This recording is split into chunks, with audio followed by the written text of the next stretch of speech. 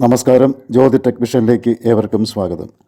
വിവാഹത്തിന് സ്ത്രീയുടെയും പുരുഷൻ്റെയും ഗ്രഹനിലകൾ തമ്മിലുള്ള പൊരുത്തം നോക്കുമ്പോൾ നമ്മൾ പാപസാമ്യം കൂടി നോക്കാറുണ്ടല്ലോ.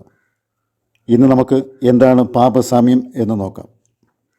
ജ്യോതിഷത്തിൽ ഗ്രഹങ്ങളെ ശുഭഗ്രഹങ്ങളെന്നും പാപഗ്രഹങ്ങളെന്നും രണ്ടായി തരംതിരിച്ചിട്ടുണ്ട്. ഇതിൽ വ്യാഴം, ശുക്രൻ, ബുധൻ, ചന്ദ്രൻ എന്നീ ഗ്രഹങ്ങൾ ശുഭഗ്രഹങ്ങളും മറ്റു ഗ്രഹങ്ങൾ പാപഗ്രഹങ്ങളുമാണ്.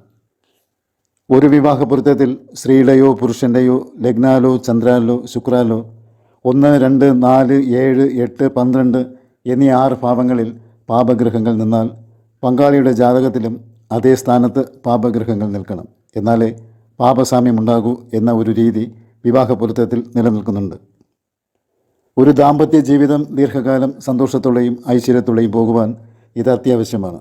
ഇല്ലെങ്കിൽ വിരകം, രോഗം, ദാരിദ്ര്യം, ശത്രുത, സന്താനനാശം, കളത്രനാശം മുതലായ ഭവിഷ്യത്തുകൾ ഉണ്ടാകാൻ സാധ്യതയുണ്ട്.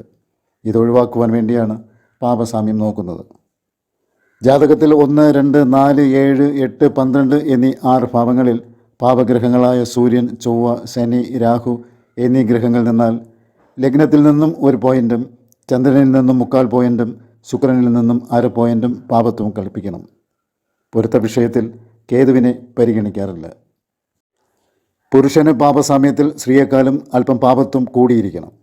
ഒരു ജാതകത്തിൽ 1, 2, 4, 7, 8, 12 എന്നീ ഭാവങ്ങളിൽ ചൊവ്വ നിന്നാൽ അതിന് ചൊവ്വാദോഷം എന്നാണ് പറയുന്നത്. ഇതിൽ മേടം, വൃശ്ചികം രാശികളിലോ മകരം, കർക്കിടകം രാശികളിലോ ചൊവ്വ നിന്നാൽ അത് 7, 8 ഭാവങ്ങളായാലും ചൊവ്വാദോഷം പറയരുത്. കാരണം മേടം രാശിയും വൃശ്ചികം രാശിയും ചൊവ്വയുടെ സ്വക്ഷേത്രങ്ങളാണ്. അതുപോലെ മകരം, കർക്കിടകം രാശികളെന്ന് പറയുമ്പോൾ മകരം ചൊവ്വയുടെ ഉച്ചരാശിയും കർക്കിടകം ചൊവ്വയുടെ നീചരാശിയുമാണ്.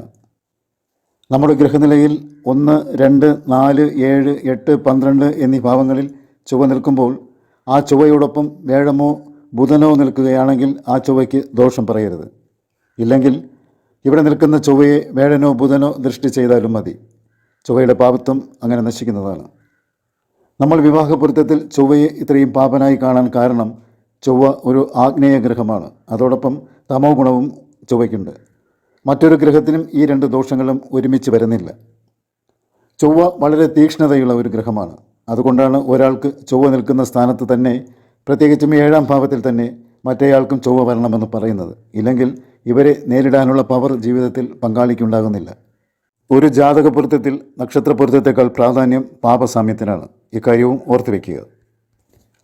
ഈ വീഡിയോ നിങ്ങൾക്ക് ഇഷ്ടമായിട്ടുണ്ടെന്ന് കരുതുന്നു. ഇഷ്ടമായിട്ടുണ്ടെങ്കിൽ ദയവായി ലൈക്ക് ചെയ്യുക, ചാനൽ സബ്സ്ക്രൈബും ചെയ്യുക, വീഡിയോ ഷെയറും ചെയ്യുക. നിങ്ങൾക്കും കുടുംബാംഗങ്ങൾക്കും ജഗദീശ്വരൻ്റെ അനുഗ്രഹം ഉണ്ടാകട്ടെ എന്ന് ആത്മാർത്ഥമായി പ്രാർത്ഥിച്ചുകൊള്ളുന്നു. നന്ദി, നമസ്കാരം.